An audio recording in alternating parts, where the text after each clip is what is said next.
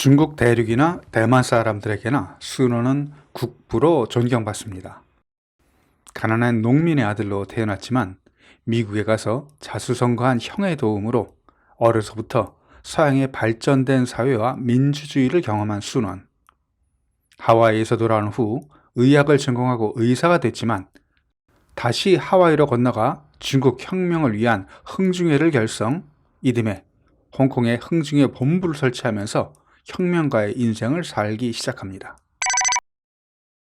신해혁명으로 청나라가 망하고 중화민국이 건국되면서 국내 정세 안정을 위해 임시 대총통의 자리를 위안스카이에게 양보도 했고, 군벌들을 타도하기 위해 또 다른 군벌들과의 합작도 해봤지만 그의 명성만 필요했던 탐욕스러운 군벌들에게 이용만 당하고 상하이로 쫓겨납니다.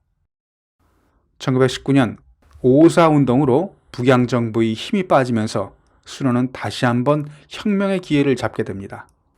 먼저 중화혁명당을 개조해 국민당을 창설했고, 광동 군벌과 광저우에 제2차 군정부를 설치하고 비상대총통에 취임합니다. 이후 정식 대총통으로 2차 호법운동을 전개했지만 1922년 군벌 내 쿠데타로 축출당하면서 또다시 상하이에서 쫓겨납니다. 두 번이나 군벌들에게 쫓겨나 도피 생활을 하면서 순원은 군사력이 없는 혁명의 한계를 뼈저리게 느끼게 됩니다. 지푸라기라도 잡고 싶은 순원에게 공산혁명을 성공시킨 소련이 눈에 들어오게 됩니다. 그러나 중국에는 공산주의가 맞지 않는다고 판단한 순원. 하지만 순원은 중국 혁명을 위해 어떤 도움이라도 필요했던 상황이라 소련의 도움을 받고 싶어 했습니다. 당시 중국에서 인기 있었던 소련의 공산주의를 받아들이기로 결심한 순원은 1922년 소련에서 온 요패와 면담 후 순원 요패 선언을 발표합니다. 1923년 광저우로 돌아온 순원은 육해군 대원수에 취임한 후 장체스를 소련에 보내 소련식 군사 교육 시스템을 연구하도록 했습니다. 반년 만에 들어온 장체스 황푸 군관학교를 세웁니다. 또 소련은 보로딘을 보내 국민당의 정당 조직과 이미지 전략, 마케팅 방법, 포퓰리즘 등 국민당에 필요한 여러 가지 노하우를 전수합니다. 그러나 근본적으로 해결해야 할 문제가 있었습니다. 국공합작을 위해 국민당과 공산당을 어떻게 결합하는가 하는 문제였지만 각 당의 당원 숫자 차이가 워낙 컸기에 공산당원들이 개인 자격으로 중국 국민당에 가입하는 것으로 결정됩니다. 순원은 공산당원이라도 국민당의 강령과 규칙에 찬성하면 같은 편으로 판단했습니다.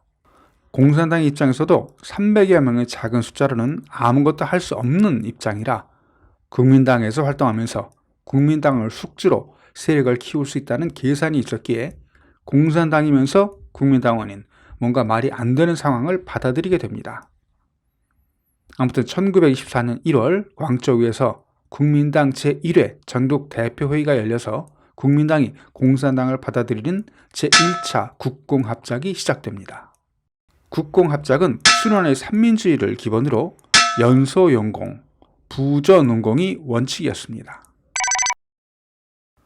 순원의 혁명을 위해 절실히 원했던 군사력은 장제스가 교장인 황푸 군관학교의 군사교육을 통해 배출되기 시작합니다. 1924년 9월 순원의 국민당은 북벌을 위한 군사행동을 준비합니다.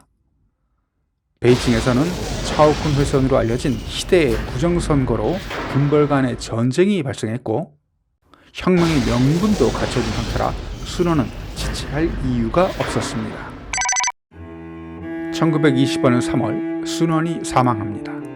중국 내 반군벌 세력을 끌어들일 수 있었던 순원이 사망하자 국민당은 좌우파 간의 극심한 대립에 빠지게 됩니다. 그리고 국민당 2차 전체회의에서는 황포 군관학교 교장이었던 장체스가 중앙위원에 선출됩니다. 장체스는 순원의 뜻을 이어받아 즉시 북벌을 진행해야 된다는 입장인 반면 공산당은 시기상조라고 반대했습니다. 광저우에서 열린 국민당 2차 전국 대표회의에서 소련의 지지를 받고 있던 국민당 내 좌파의 반대로 장제스의 북벌 주장이 부결되면서 국민당 내 좌우파 간 상호 불신은 돌이킬 수 없는 단계까지 이릅니다. 이런 가운데 1926년 3월 20일 중산암 사건이 터집니다. 공산당원이자 해군국 대리대표인 이지령이 국민당의 군함인 중산암을 황푸로 회항시키자 장제스는 이를 자신에 대한 구테타로 간주하면서 이지령을 비롯한 공산당원과 소련 고문을 체포하고 연금시키는 조치를 단행합니다. 중산암 사건으로 타격을 받은 공산당, 그러나 타협을 원한 스탈린의 명령으로 국공합작을 유지하는 자세를 취합니다. 1926년 7월 9일 장제스는 제국주의와 매국 군부를 타도하여 인민의 통일정부를 건설하자라는 구호로 북벌을 시작합니다. 예상보다 훨씬 약한 군벌들의 저항, 북벌이 순조롭게 진행되고 점령지역이 확대됨에 따라 지배권을 둘러싸고 또다시 갈등이 일어납니다. 다수의 공산당원들이 장악하고 있던 국민당 중앙집행위원회와 국민정부위원회 임시연석회의는 중앙당부와 국민정부를 무창에 둘 것을 결의합니다. 장제스는 우한 국민정부에 대항해서 난창의 임시중앙정치회의를 구성합니다. 우한 정부는 장제스에 반대하는 운동을 벌였고 중국 공산당도 순원의 3대 정책을 위반했다고 공격합니다. 상해에서는 저원라이 등이 이끈 상하이 노동자들이 3월 21일 총파업에 이런 과격한 노동자 혁명의 불안을 느낀 장제스는 상하이의 폭력 조직인 청방과 홍방의 노동자 규찰대 습격을 계기로 해서 동록의 명사를 상해로 진입시키면서 공산당원과 노동자들을 무차별 진압합니다. 이제 중국 공산당은 공산혁명을 수행하느냐 아니면 국공합작을 유지할 것인가 하는 선택의 기로에, 그리고 국민당 우파는 공산당과 합작을 계속 유지할 것인가 하는 선택의 기로에 섰습니다.